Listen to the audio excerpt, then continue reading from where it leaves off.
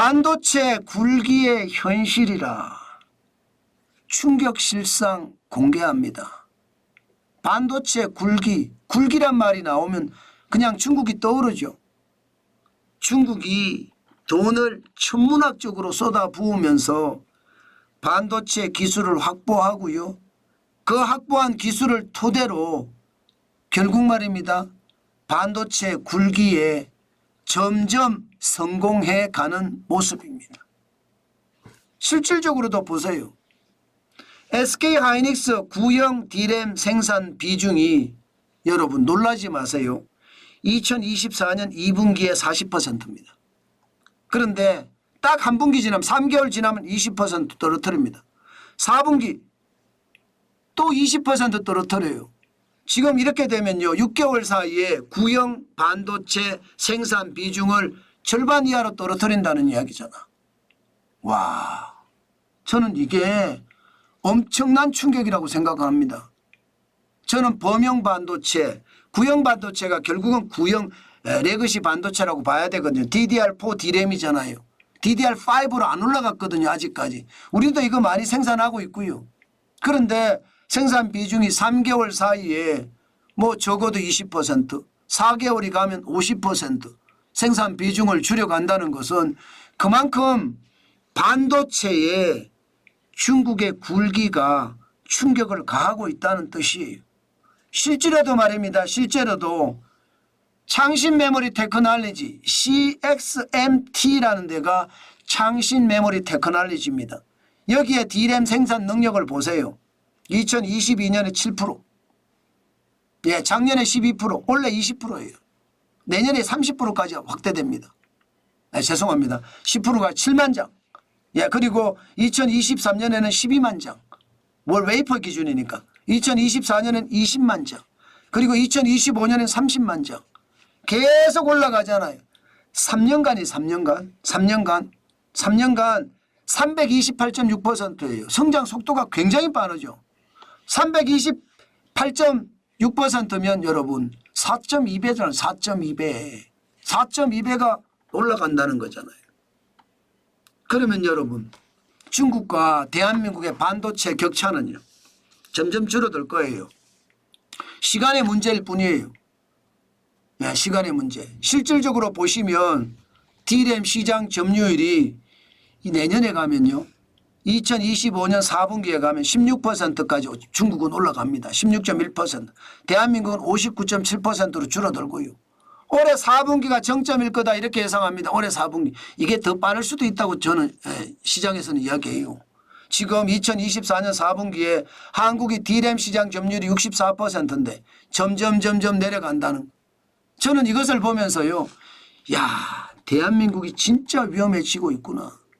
이거 자칫 잘못하면 3, 4년 내에 최악의 상태도 맞겠구나. 이런 생각한다니까요. 왜 3, 4년 내에 최악의 상태를 맞느냐. 여러분 보세요. 중국은 돈을 쏟아 부어요. 정부가. 빅펀드 1기가 여러분 1390억 위안이었습니다.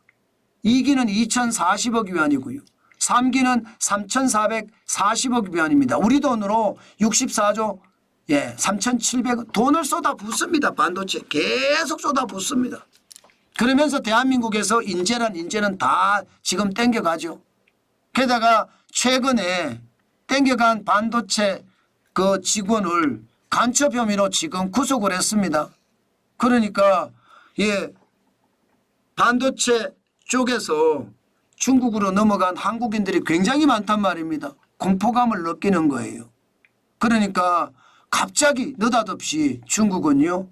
무비자 여행을 하겠다 이렇게 한국도 선언을 했습니다. 언제든지 들어와라. 15일 내에는 무비자다.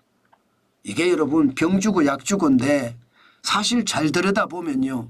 이제 중국으로 갔던 어떻게 생각하면 삶을 더 나은 삶을 위해서 갔지만 우리나라 입장에서 보면 매국노잖아요. 그 매국노라는 사람들 중국 업체에서 일하고 있을 텐데 아마 지금 간 다음이 서늘할 겁니다. 이제 언제 어느 때 반간첩법으로 쇠고랑 차서 중국 감옥 갈지 모르니까 저는 이게 아마 앞으로 굉장한 시장의 충격으로 다가올 거라고 생각합니다. 저는 여기에서 느끼기를 그렇게 느꼈어요. 아, 중국이 이제 반도체에 자신감이 생겼구나. 한국이 없어도 된다. 이런 자신감이 생겼구나. 그러면 한국의 반도체 인력 돈 많이 주고 스카우트 안 하겠구나. 지금대로 간다면 뭐 D램은 반드시 중국이 한국을 넘어설 수도 있겠구나. 이런 자신감을 가졌다. 이렇게 생각이 듭니다. 참 안타깝죠. 저는 시장을 볼 때 입체적으로 보는데 이 입체적으로 보는 것이 진짜 충격이라고 생각합니다. 지금 반도체는요. 말이 필요 없습니다. 범용 반도체 포기한다고요? 포기하면 안 돼요. 우리가 LCD 포기하고 나니까 전 세계가 OLED보다는 LCD를 더 찾잖아요. 오죽했으면 미국의 제조업체들도 그냥 OLED 비싼 거 안 쓰겠다. LCD 그냥 쓰겠다. 중국에다 디스플레이 단지를 만들어버리잖아요. 거기다 투자해버리잖아요. 그렇게 생각하면 우리한테는 큰 충격이 돼요. 저는 LCD 포기하지 말고 효율적인 방법을 찾아야 된다고 생각을 했습니다.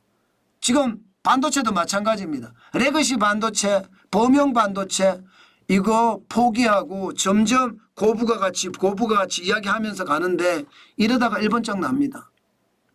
절대로 레거시 반도체 포기하지 말고요. 약간의 손해가 날 수도 있을 거예요. 그러나 반도체는 대부분 자동화가 많이 돼 있잖아요. 그런 측면을 따져보면 레거시 반도체도 포기하지 말고 중국과 계속 싸움을 해야 됩니다. 그 싸움에서 우리가 살아남아야 돼요. 그렇지 않으면 최악의 상황 맞을 수도 있습니다. 지금 우리 정신 안 차리면요. 제가 충격 실상 공개합니다 하면서 중국의 반도체 굵기가 얼마나 성장했는지를 말씀을 드렸잖아요. 다음에는 제가 충격 실상이 아니라 충격 폭망 공개합니다. 이렇게 이야기할 수도 있습니다. 그만큼 말입니다. 중국의 상황은 굉장히 빠른 속도로 성장하고 있고요. 그 성장이 우리에게는 치명타를 가할 수도 있다는 것. 다시 한번 생각해 보는 계기가 됐으면 좋겠습니다.